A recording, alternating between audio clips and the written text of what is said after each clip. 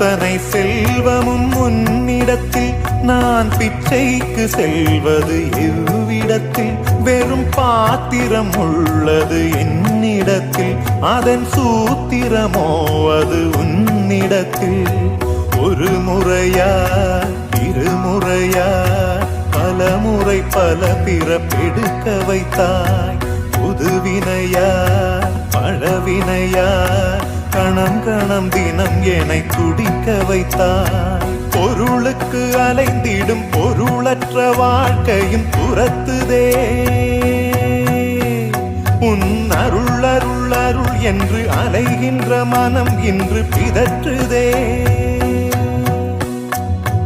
அருள் விழியால் நோக்குவாய்